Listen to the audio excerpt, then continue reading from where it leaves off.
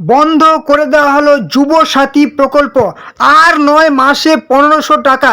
এবারে পশ্চিমবঙ্গ সরকারের নতুন প্রকল্প বাংলার যুব শক্তি প্রকল্প।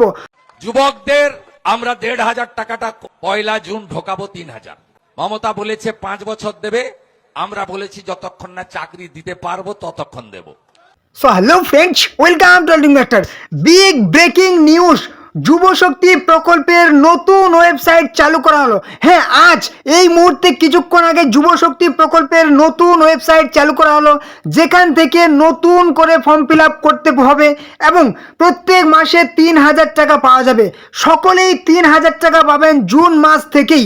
হ্যাঁ, তো আজকের ভিডিওতে আমরা জেনে নেব এই নতুন প্রকল্পে আমরা কি আমাদেরকে করতে হবে, নতুন করে ফর্ম ফিল আপ কাদের কাদের করতে হবে, 3,000 টাকা কবে থেকে দেওয়া হবে এবং সেই ভেরিফিকেশন কবে থেকে শুরু হবে।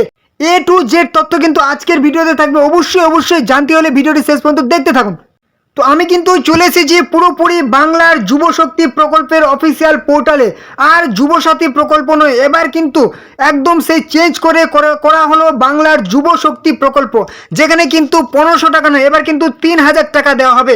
আর এই অফিসিয়াল পোর্টালের প্রথম হোম পেজে কিন্তু আমাদের রাজ্যের বর্তমান মুখ্যমন্ত্রী শুভেন্দু অধিকারীর কিন্তু ছবি দেওয়া আছে। তো চলুন এই অফিসিয়াল পোর্টালে আমরা কি করে আসতে হবে, এখানে আমরা কি অপশন পেয়ে যাব। এখানে আমরা প্রথমেই দেখতে পাবো অ্যাপ্লিকেশন সাবমিশন, অর্থাৎ ফর্ম ফিল আপ করার প্রথম একটা অপশন পেয়ে যাচ্ছি। তারপর স্ট্যাটাস চেক, অর্থাৎ টাকা ঢুকেছে কি ঢুকেনি সেটা চেক করতে পারবো। তারপর কোনো রকম যদি অফিসিয়াল নোটিশ দেওয়া হয় সেটা এখান থেকে দেখতে পাবো। তারপর কিন্তু সে ডিপার্টমেন্ট রিপোর্টস, এখানে অফিসিয়াল কাজের জন্য। তো চলুন এই অফিসিয়াল পেজটিতে আপনারা কি করে আসবেন অবশ্যই দেখে নেব। তার আগে গুরুত্বপূর্ণ কথা, অবশ্যই চ্যানেলে নতুন হলে চ্যানেলটিকে সাবস্ক্রাইব করে দেবেন।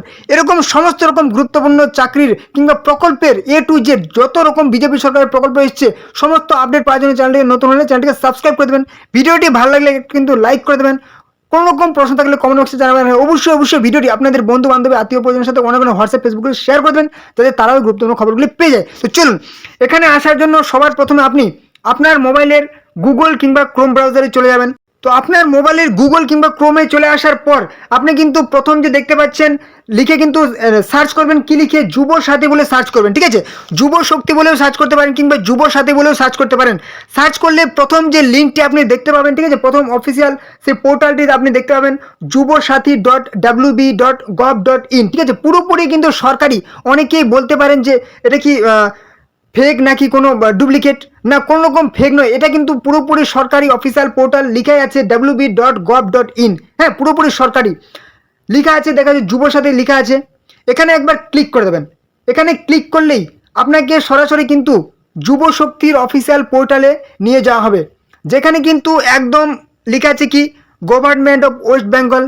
ঠিক আছে, পশ্চিমবঙ্গ সরকারের একদম বাংলার যুব শক্তি প্রকল্প, department of youth and sports ডিপার্টমেন্টের তরফে কিন্তু এই অফিসিয়াল পোর্টালটি, যেখানে কিন্তু পুরোপুরি আমরা প্রথমেই দেখতে পাবো আমাদের রাজ্যের বর্তমান মুখ্যমন্ত্রী শ্রী শুভেন্দু অধিকারীর ছবি।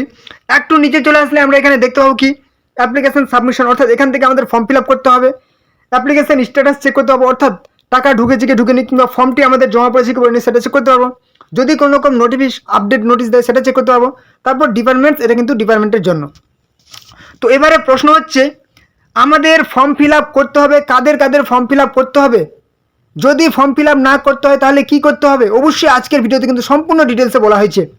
এখানে আমরা যদি দেখি, এখানে কিন্তু আমরা হেল্পলাইন নাম্বারও পেয়ে যাচ্ছি।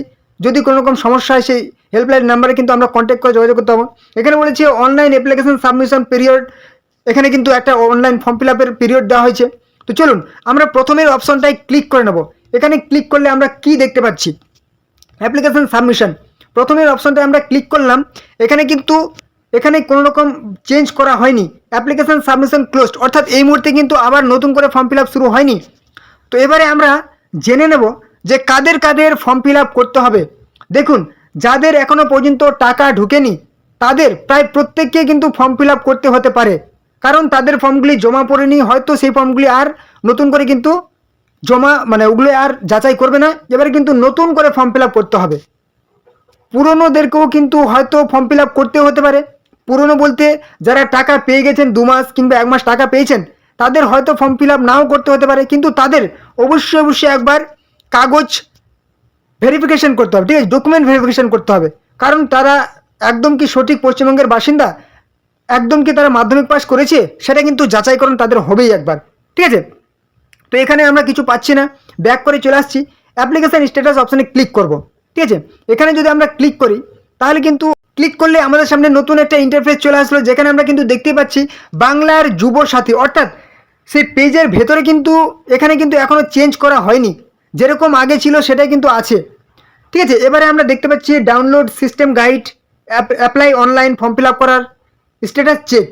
তো এইগুলাতে যদি আমরা ক্লিক করি অ্যাপ্লাই অনলাইন, তারপর কিন্তু আমরা এই একই রকম কিন্তু দেখতে পাবো ইন্টারফেস, যে অ্যাপ্লিকেশন ক্লোজড হয়ে গেছে, এই মুহূর্তে কিন্তু নতুন করে ফর্ম ফিল আপ হয়নি। ক্লোজিং ডেট দেখতে পাচ্ছি যে 26শে ফেব্রুয়ারি কিন্তু লাস্ট ফর্ম ফিল আপ হয়েছিল, সেটা আমরা জানি ভালো করেই। তারপর যদি আমরা স্ট্যাটাস চেক করি, সেখানে কিন্তু আমরা স্ট্যাটাস চেক করতে পারবো না, কারণ আমাদের সেই একই রকম কিন্তু ইন্টারফেস শো করবে। তো এবারে প্রশ্ন হচ্ছে, আমাদের কি নতুন করে কোনো রকম এজ লিমিট, বয়সের সীমা কি মানে কোনো কি ক্রাইটেরিয়া তৈরি করা হয়েছে, যে বয়সের ক্ষেত্রে কি কোনো ক্রাইটেরিয়া চলে এসেছে? সেটা বলে রাখি, আমাদের যুবসাথীর ক্ষেত্রে বয়স ছিল কিন্তু 21 থেকে 40 বছর বয়স ছিল, সাধারণত কিন্তু এই বয়সটাই থাকবে, ঠিক আছে। যুবসাথী যেহেতু চেঞ্জ হয়ে যুবশক্তি প্রকল্প হয়ে গেছে, 21 থেকে 40 বছর বয়সেই থাকবে কিন্তু।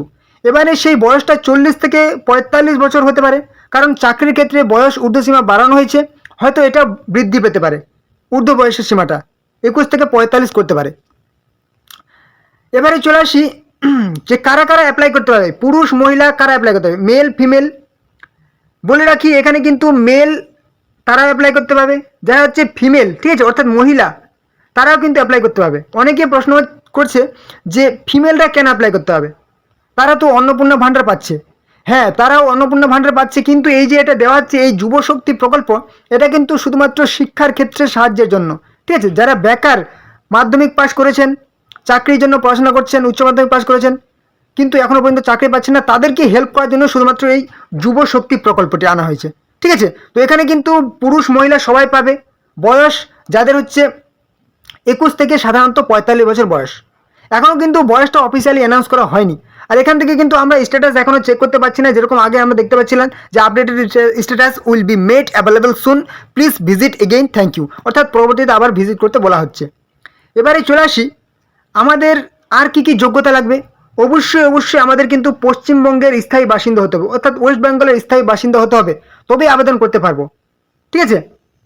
এবারে চলে আসি, অনেকের প্রশ্ন হচ্ছে যে আমাদের এর আগে কিন্তু আমাদের কি কি লেগেছিল, মাধ্যমিকের অ্যাডমিট লেগেছিল, এর সমতুল্য সেলফ অ্যাটেস্টেড এটা লেগেছিল, ঠিক আছে, আপলোড করতে হয়েছিল। লিখেছিল মাধ্যমিকের ইকুইভ্যালেন্ট সার্টিফিকেট, অর্থাৎ মাধ্যমিকের অ্যাডমিট, মাধ্যমিকের সেই পাস সার্টিফিকেট লিখেছিল। তারপর আধার কার্ডের সেলফ অ্যাটেস্টেড লিখেছিল। অনেকে প্রশ্ন করছে যে আমার আধার কার্ড নেই, আমি কিন্তু অ্যাপ্লাই করতে পারবো না? আধার কার্ড না থাকলে অ্যাপ্লাই করা যাবে না। কারণ কেন? কারণ হচ্ছে আধার কার্ড আমাদের ব্যাংকের সাথে যুক্ত হতে হবে, তবেই কিন্তু আমাদের টাকা ঢুকবে, অর্থাৎ ডিবিটি, ডিরেক্ট বেনিফিট ট্রান্সফার কিন্তু আমাদের অ্যাক্টিভ থাকতে হবে। আর আধার কার্ড না থাকলে কিন্তু এই প্রসেসটা হবে না, আর এই প্রসেসটা না হলে কিন্তু আমাদের টাকা ঢুকবে না। অতএব আমাদের আধার কার্ড কিন্তু ম্যান্ডেটরি, আধার কার্ড আমাদের লাগবেই লাগবে, ঠিক আছে। আধার কার্ড ছাড়া কিন্তু অ্যাপ্লাই হয়তো করা যেতে পারে, কিন্তু টাকা ঢুকবে না, কারণ আধার কার্ড ব্যাংকের সাথে যুক্ত হবে, যেটাকে বলা হচ্ছে ডিবিটি। আর এটা কিন্তু মোবাইল থেকেই করা যাবে। অনেকে যদি আধার কার্ড হয়ে থাকে, ডিবিটি অ্যাক্টিভ না থাকে, তাহলে কিন্তু মোবাইল থেকে, এর আগের ভিডিওতে আমার দেওয়া আছে যে ডিবিটি কীভাবে প্রসেস করে মাত্র 2 মিনিটে তোমরা কিন্তু মোবাইল থেকে নিজেরাই করতে পারবে, ঠিক আছে। অফিসিয়াল পোর্টালটা আগে করা যাচ্ছিল না, এখন কিন্তু আবার সেটা অ্যাক্টিভ করা হয়েছে। একদম মোবাইল থেকেই এনপিসিআই অফিসিয়াল পোর্টালে গিয়ে ব্যাংকের সাথে আধার যুক্ত করা হবে, অর্থাৎ ডিবিটি অ্যাক্টিভ বা লিঙ্ক করা যেতে পারে। এবারে চলে আসি, আর কি লাগবে। অবশ্যই ব্যাংকের পাসবুকের কিন্তু জেরক্স লাগবে, ঠিক আছে। ব্যাংকের পাসবুকের জেরক্স লাগবে, কারণ যে ব্যাংকে টাকা ঢুকবে। তারপর লাগবে কি, ভোটার কার্ড লাগবে। অনেকেই কিন্তু ভোটার কার্ড ছাড়াও কিন্তু এর আগে অ্যাপ্লাই করেছে, তারা কিন্তু টাকা পেয়ে গেছে, ঠিক আছে। তো ভোটার কার্ডটা কিন্তু এখানে লেখা আছে ম্যান্ডেটরি, অর্থাৎ লাগবেই লাগবে, না থাকলেও অ্যাপ্লাই করে দেবে। এবার হচ্ছে বলছি কি, অবশ্যই কিন্তু কাস্ট সার্টিফিকেট লাগবে। তারপর লাগছে কি, পাসপোর্ট সাইজ ফটো লাগবে, এবং অবশ্যই সিগনেচার লাগবে, ঠিক আছে। যারা সিগনেচার করতে পারবে না, তাদের কিন্তু অবশ্যই লাগবে কি, তাদের লেফট থাম্ব ইমপ্রেশন বা বাম হাতের বুড়ো আঙুলের ছাপ লাগবে। এবং অবশ্যই কি, আপনার একটা মোবাইল নাম্বার লাগবে, এবং ইমেল আইডি দিলে খুব ভালো হয়। এই সমস্ত কিন্তু ডকুমেন্টসগুলি আপনার লাগবে। তো অবশ্যই কথা হচ্ছে, এবার ফর্ম ফিল আপ কবে থেকে। ফর্ম ফিল আপের বিষয়ে চলে আসি। এই মুহূর্তে কিন্তু আজকেই এই অফিসিয়াল পোর্টালটি কিন্তু আপডেট করা হলো। ধীরে ধীরে কিন্তু নতুন যারা আবেদন করবে তাদের কিন্তু মানে এখান থেকেই আর কিছুদিনের মধ্যে দুদিন কিংবা 3 দিনের মধ্যে কিন্তু ফর্ম ফিল আপ প্রসেসটা চালু করে দেওয়া হবে। কারণ যাদের টাকা পেয়ে গেছিলো তাদের কিন্তু জুন মাস থেকে 3,000 টাকা ঢুকে যাবে। আর যাদের মানে আর কিছুদিনের মধ্যে অ্যাক্টিভ করে দেওয়া হবে, অনেকেই কিন্তু জুন মাসে কিন্তু টাকা পেয়ে যাবে যারা নতুন করে অ্যাপ্লাই করবে। অতএব নতুন করে যাদের এখনও মানে যুবসাথী প্রকল্পের টাকা ঢুকেনি 1500 টাকা, তারা কিন্তু সবাইকে তাদেরকে অ্যাপ্লাই করতে হতে পারে। ঠিক আছে, তাদেরকে সবাইকে অ্যাপ্লাই করতে হবে। আর এই অফিসিয়াল পোর্টালে এসে কিন্তু ফর্ম ফিল আপটি বা অ্যাপ্লাইটি করতে হবে।